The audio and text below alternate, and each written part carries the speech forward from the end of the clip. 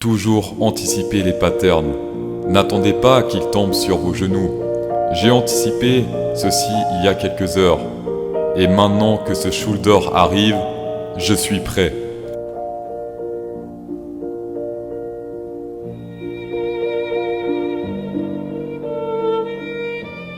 Aujourd'hui dans Bitcoin, on pénètre dans cette zone de support, voilà en weekly. Ce qu'il faut faire gaffe ici, c'est on est sur une divergence bear confirmée selon le VMC, avec cette bougie rouge. En général, quand on a une divergence bear ici sur le VMC, on reteste les mâts rouges. Seule exception, c'était ici, mais c'était vraiment une divergence un peu moche selon moi. Voilà, c'était pas très belle divergence. Mais voilà, ici, vague, deuxième vague plus bas, là c'est plus bas, là c'est plus haut, donc la claire divergence. Historiquement dans le passé, voilà, toutes les divergences confirmées selon le VMC normalement. Ici, divergence bear, bim, on reteste les mâts rouges. Divergence bear, on reteste. Divergence bear, ici, on reteste les mâts rouges. Mais après, on continue de monter. Ici, la divergence bear a été confirmée pile poil sur les mâts rouges. On a touché les mâts rouges, bim, on peut remonter. Ici, voilà, a été confirmé sur le top. Et après, hop, on descend sur les mâts rouges et on remonte. Et donc, si ici, il y a la même chose qui se produit, bah, théoriquement, la target, je dis bien en weekly, c'est vers les 53 000. Voilà, les mâts rouges actuellement sur les 53 000.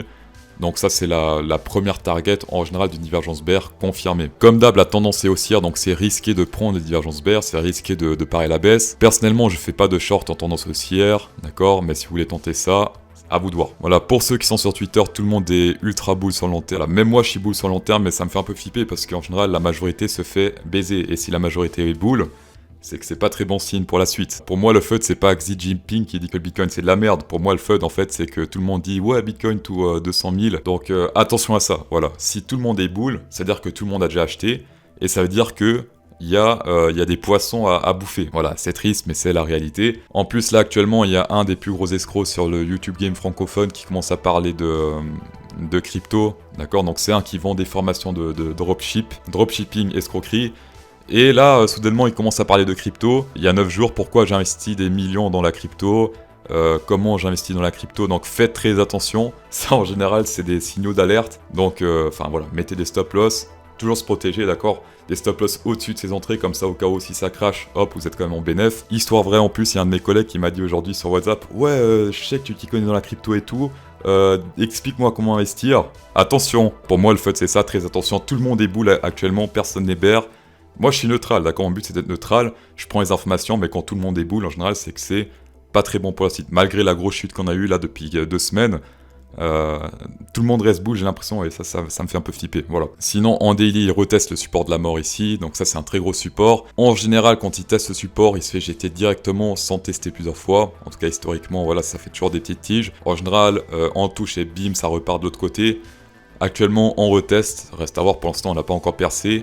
Et même quand on se fait pour l'instant, je dis pour l'instant, on se fait rejeter par ce niveau à nouveau, puisque ça fait une petite tige ici en daily. Divergence boule pas confirmée ici, on n'a pas la boule verte. Elle est apparue, il me semble, hier, quand il a dépassé ce niveau-là. Comme d'hab, toujours attendre la clôture et pas acheter quand il y a une boule verte qui apparaît, parce que tant que la clôture n'est pas faite, bah, elle peut disparaître. Une fois que la clôture est faite, la boule rouge ou verte reste. Attention, il faut qu'il y ait la boule verte combinée avec une bougie bleue, parce que si c'est boule verte sur une bougie rouge, c'est-à-dire que c'est simplement survendu, et que la boule verte apparaît parce qu'il y a trop de survente. Et c'est pas parce qu'il y a une survente qu'il faut acheter, d'accord. Survente, ça veut juste dire que théoriquement, c'est une zone de recharge. Mais on peut toujours descendre plus, par exemple ici, c'était survendu tout ça, et on continue de descendre comme des malades.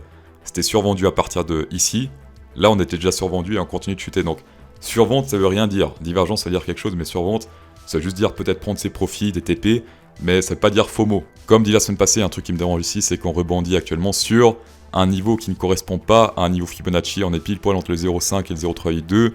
En général, pour des rebonds solides, il faut rebondir plus ou moins précisément sur un des niveaux Fibonacci, 0,382, 0,5, 0,618. Mais là, on est entre deux, et ça me dérange un peu parce que historiquement, souvent ces rebonds, bah, il est fait sur des niveaux assez précis. Par exemple ici, on peut dire que, hop, voilà, 0,618. Ici, on peut dire, hop, 0,5, voilà, 0,5, bim, on se fait rejeter. Là, on est vraiment entre deux. Pour moi, c'est un peu suspect, légèrement, voilà. Sur Twitter, j'avais fait un Fibonacci tiré un peu par les cheveux, là, sur Bitstamp. Donc, en fait, c'est un Fibonacci diagonal que j'ai tiré. J'ai pris les tops ici, les bottoms ici. Et ça rebondit pile poil toujours sur les niveaux Fib. Par exemple, ici, 0,786, que je traite pas trop, mais qui semble fonctionner ici par exemple, bim, on se fait rejeter. Après voilà, 0,382 on se fait rejeter, qui devient support ici. 0,236 support ici, comme on peut le voir, hein, il rebondit pas mal dessus. Et là, 0,382, bim, on se fait rejeter pile poil par la tige. Voilà, pourquoi pas, mais je préfère rester au classique. Mais sachez que ce graphe-là existe et qu'il semble, en tout cas selon moi, fonctionner. Même ici, regardez, rebond sur le 0,6618, on se fait rejeter pile poil par 0,5. Le hasard, le hasard. En 8 heures, petite pattern ici, on a pété à la hausse cette résistance RSI. On semble retester. Alors pour l'instant, on n'est pas encore dessus. D'accord, pour l'instant, on ne reteste pas ce niveau. Donc peut-être encore descendre légèrement pour tester ce niveau.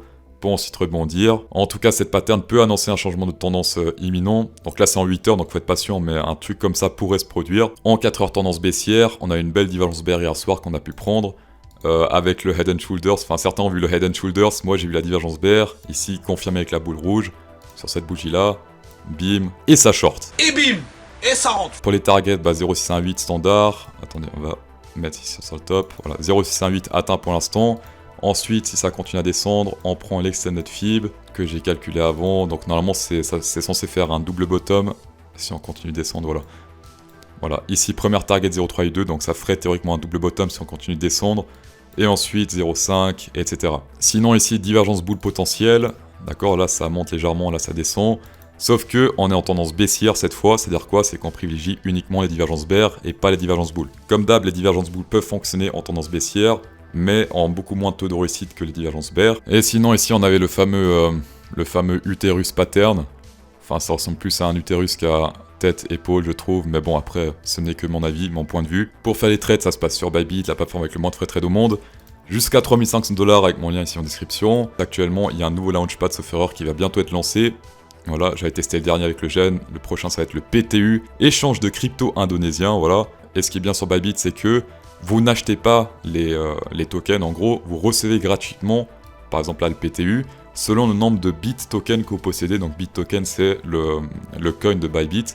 Donc en gros, simplement, plus vous avez de bit tokens, plus vous recevrez gratuitement du PTU. On va passer sur Ethereum. Donc actuellement, on est aussi sur une divergence boule, comme sur le Bitcoin en fait. Là, depuis les 3000, même 2700, on a une divergence boule ici avec le prix actuel.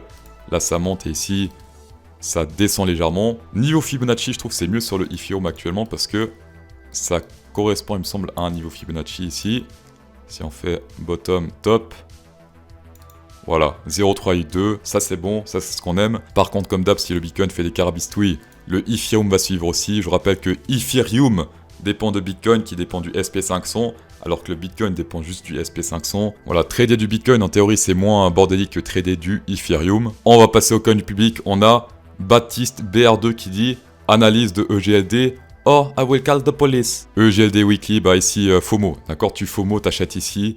Acheter ici c'est de la merde, là EGLD c'est de la merde, là EGLD c'est trop bien donc achète ici. Je rigole, si t'achètes ici tu fais partie des sélectionnés. Fallait acheter avant quand je disais que je faisais du long terme. Actuellement long terme pour moi je répète, hein, EGLD qui est trop tard et le VET qui n'est pas trop tard. C'est le coin du nouvel ordre mondial et tout ce qui est nouvel ordre mondial en général ça fonctionne assez bien économiquement. Pour ceux qui connaissent pas VET, renseignez-vous, VET, voilà, renseignez-vous sur YouTube, il y a plein de vidéos qui expliquent un peu le bordel que ça va faire dans le monde. Niveau résistance, on avait cette ligne verte ici qui a été pétée totalement. Maintenant c'est un support. On a support et mât rouge aussi. Donc là actuellement si ça chute ça peut faire très mal. Si tu fais du très long terme, bah dans ce cas tu peux hold je pense parce qu'il a un très bon potentiel sur le très long terme. Mais dans ce cas il faudra survivre les prochaines chutes qui peuvent faire très mal, moins 40, moins 50%. Mais voilà, prochaine TP ici. Je sais pas s'il a déjà été atteinte. Voilà. 1, 2, 7, 2. Alors pour moi, c'est pas une TP majeure. Sache que dans cette zone-là, en général, quand ça monte en ligne droite, c'est souvent ici que ça se passe, les retournements majeurs. Donc hop, et ça fait mal au cul, voilà. Donc TP soit ici sur le 1, 2, 7, 2, soit entre deux. Mais là, c'est plus risqué parce qu'on sait pas trop quand est-ce qu'il va se retourner ici. Que dit Special Go, tendance totalement haussière. Partout, en fait, ça n'a jamais baissé la tendance ici au niveau du Rainbow Cloud. C'est-à-dire qu'on prend seulement les boules, d'accord. Donc à partir d'ici...